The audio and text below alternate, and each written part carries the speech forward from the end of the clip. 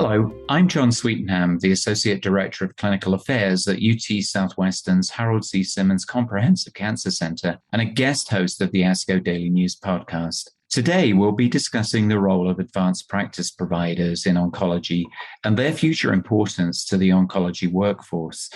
I'm delighted to welcome our guest, who's a former colleague of mine, Dr. Sandra Kurtin, the Director of Advanced Practice and Clinical Integration and an Assistant Professor of Clinical Medicine at the University of Arizona Cancer Center.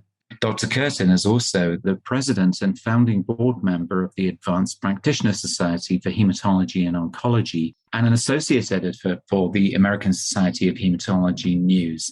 Sandy, it's great to renew our acquaintance and to have you on the podcast today. Thank you, and I'm delighted to be here.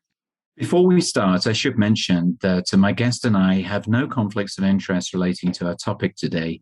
Full disclosures of all guests on the podcast are available on our transcripts at asco.org/podcasts. So, Sandy, workforce shortages have been a concern in oncology for some time now, and there has been concern expressed in the literature, and especially by ASCO, well, probably for more than 5 years now, suggesting that the oncology workforce, or at least the physician workforce, is diminishing. And we really need to be looking at new opportunities in terms of who comprises the workforce in the future. You know, in addition to a growing and aging population in the United States and an increasing incidence of cancer, we also see new and emerging therapies and technologies which increase the number of cancer survivors. So it seems more important than ever that we utilize all of our oncology workforce, and particularly APPs, to their full scope in oncology. Based on the assumption that we would expect much of that APP practice in the future to be independent practice, what do you think, Sandy, are the cancer services where APP-led services can offer the best opportunity? I think that one of the really remarkable things that I've come to realize, I've been doing this for 37 years, and is that we do have not only a growing cancer population, but we have a population of patients that are living much longer, thankfully, with their cancer. And as a result, become more and more complicated patients that require much more specific and complex care. And it really does take a full team. And so I think using everyone to the full scope of their licensure is really critical to maximize any team. This takes a team. So using the word independent, I think of that. We are always collaborative as members of the interdisciplinary, multidisciplinary team, but we can exceed and take the lead in a number of areas that I think are really critical given that population of patients. One of those things are symptom management clinics. I know we in our practice are part of the OCM initiative, and we know that keeping people out of the ER and the urgent care settings out of the hospital is really critical for any practice and for patients. And so running symptom management clinics, same-day outpatient clinics, having that same agility in an inpatient AP-supported practice is really important. There's been a lot of work over time in survivorship clinics and continuity clinics, overseeing infusion services. I know in our practice, we more or less run a day hospital. We have people there 12 hours a day and they're very sick, and we're providing that level of service in an outpatient setting. Granted, that's an academic setting. And then there are some growing areas that are sort of niches in genetics and benign hematology. So I think there are a lot of opportunities that we are beginning to realize and hope to see grow going forward. Yeah, very interesting to hear what you say there. And a lot of those overlap with the initiatives that we're introducing at UT Southwestern as well. And, you know, I'm grateful for you to pick up on the independent practice, because I think, you know, obviously We're all at our best when we are part of a team. And I think your point is very well taken. Of course, there are many aspects of what we do now that can be APP led. Do you have any thoughts about procedure clinics or specific procedures where you think APPs could be taking the lead? Oh, sure. So we do in my practice, well, I've done close to 30,000 bone marrow biopsies in my career. So there, right? So a lot. And I think that, so clearly there are areas where APPs do run procedure clinics. And what I have found in doing as many as I've done is the more you do, the better you get. And that's better for everybody, the patient, the sample, all of it. And it may be more efficient to have a group of people that do it regularly. Obviously, we still need to train our fellows and other colleagues, but I think that is something that is growing both in surgical oncology and medical oncology for sure. So those of us who advocate for expanding APP practice and expanding our APP workforce still encounter some barriers to doing that, as I'm sure that you have as well. Could you comment a little bit on that, on what you think are barriers that prevent us from having APPs reach their full potential in terms of the oncology workforce, and any thoughts you have about how we can overcome those barriers? Sure. So I think probably the biggest barrier in my mind is the lack of understanding, and that we are part of a team, and it's the ever looming RVU, productivity measures, people trying to meet those metrics. And I think as we move toward value-based care models where it is less driven by visit volume and more driven by outcomes for practices, it will become inevitable to have this interdisciplinary team. Until we get to the point where, if you're a physician, I'm working with you as your APP colleague, and you're held to a certain RVU, and, then there's a sense of, well, if I give that to you, then that takes away from me. So rather than having internal competition, which I think is still unfortunately prevalent because we haven't moved away from that on a national level. But I think we will have to inevitably. I think practices will begin to understand the value of bringing everyone up to their full potential, both in terms of direct patient care and all of those indirect care functions that have to happen to make a practice successful. So we'll get there, but it's going to take some time. And that lack of understanding presents a barrier. Along with that comes some of the legislation, Medicare rules. Some of those were expanded during COVID-19 because we needed to maximize access to care. We've really tried to negotiate and advocate for keeping those expanded access to care initiatives in place post-COVID, even though we're not post-COVID, unfortunately. So I think things are shifting, but we have a ways to go, and that lack of understanding and that internal competition still presents a problem. Yeah, just changing gears a little. I think clinical trials we would recognize are really a core part of our mission, not just as academic medical centers, but as, community oncology centers as well. And of course, they're crucial to our advancing patient care. And there are a number of studies, and without going into too many numbers here, there are a number of studies that have looked at the role that advanced practice providers play in clinical research, and particularly in recruiting eligible patients to clinical research. There was one relatively recent study published in the JCO just last year, which looked at APPs, and I think it surveyed a number of APPs at academic centers, and 70% of these APPs said that they approach eligible patients about clinical trials, but not on a regular basis. And it seemed as though, most APPs felt that they had more to offer in the space of clinical trials. What do you see as opportunities there? Again, do you think there are barriers that are preventing APPs from making a really solid contribution to clinical trial treatment and accrual? And what could we do to elevate the APP role?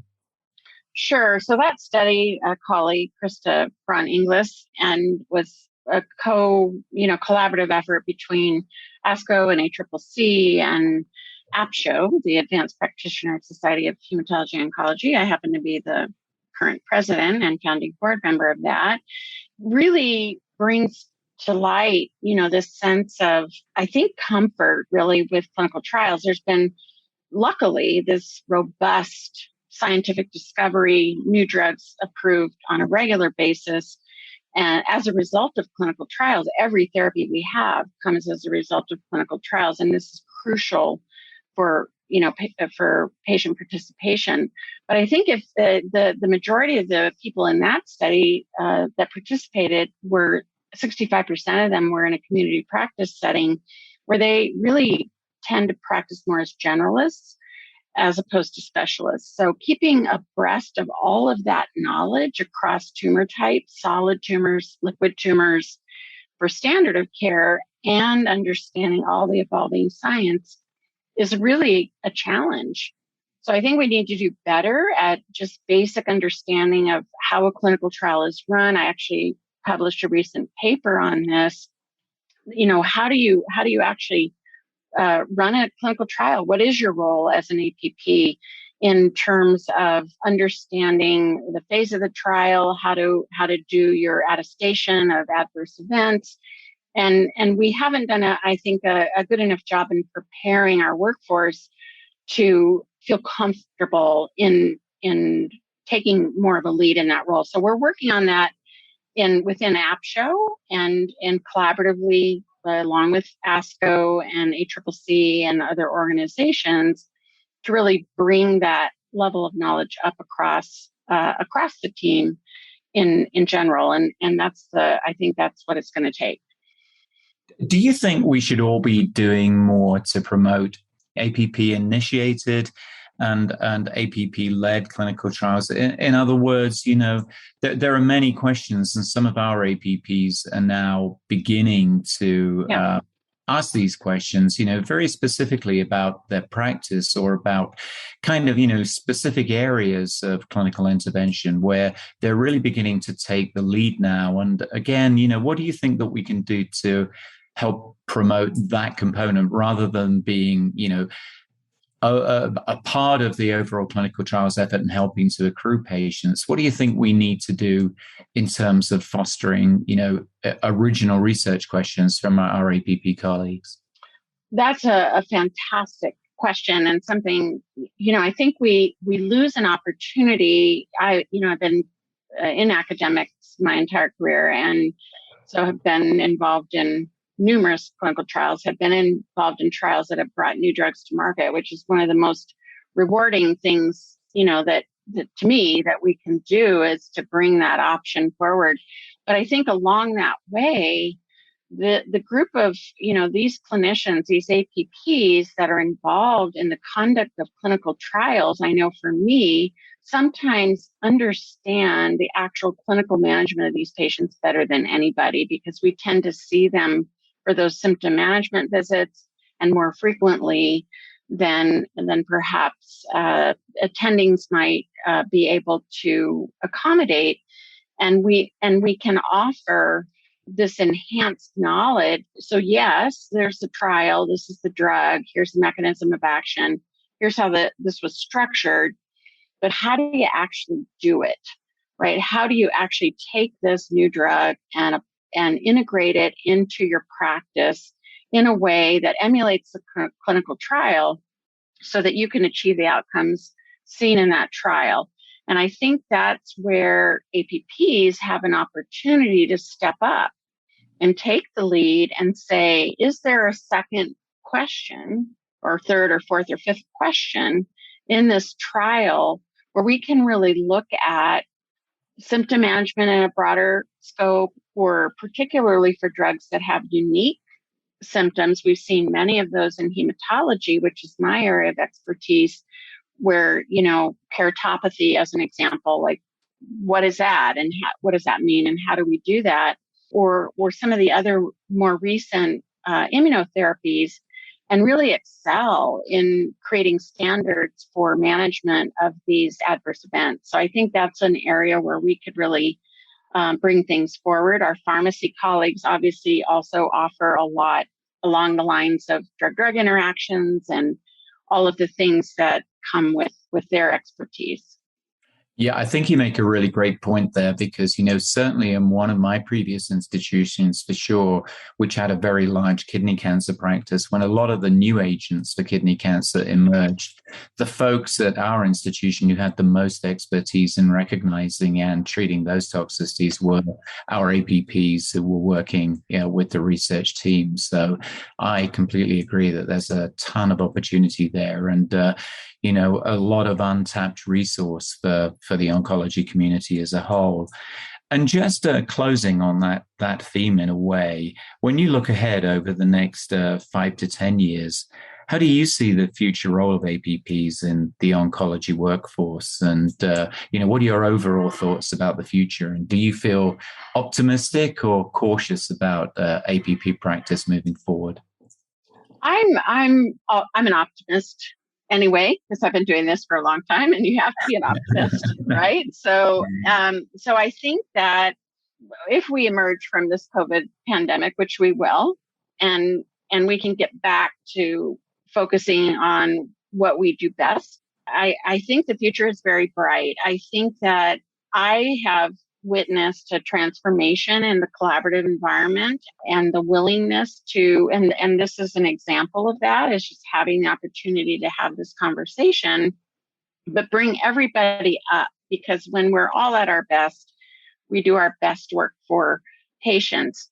And I think as we see more APPs seeking advanced degrees and actually taking the steps that are required, it doesn't just come with a degree. You know that. You have to earn that respect by working hard, demonstrating clinical excellence and expertise, and being invited in, if you will, as a colleague. And so it isn't something that you just are given. You have to earn it. That's true for physicians as well. But I think then we all become better. And I actually think the future is very bright. The science, I say, is crazy good. This is fantastic. The opportunities to prolong patients' lives just continue to get better and better. But we need to get better and better in how to preserve all those future treatment options by not letting any adverse event get too bad. So it limits those options going forward. So it takes finesse, and that takes the team. And I think we'll get there. I'm actually very optimistic. Well, thanks, Sandy. It's great to end on a positive note. And thanks once again for agreeing to come on to the podcast today and for sharing some really thoughtful insights into APP practice now and in the future. And thanks also for all the work that you do, both at your local level and nationally, to advance the role of APPs in oncology. It's certainly recognized and greatly appreciated. Thank you so much for having me. And thank you to our listeners for your time today. If you enjoyed this episode, please take a moment to rate and review us wherever you get your podcasts.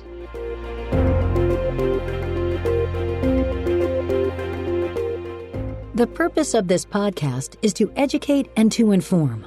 This is not a substitute for professional medical care and is not intended for use in the diagnosis or treatment of individual conditions. Guests on this podcast express their own opinions, experience, and conclusions. The mention of any product, service, organization, activity, or therapy should not be construed as an ASCO endorsement.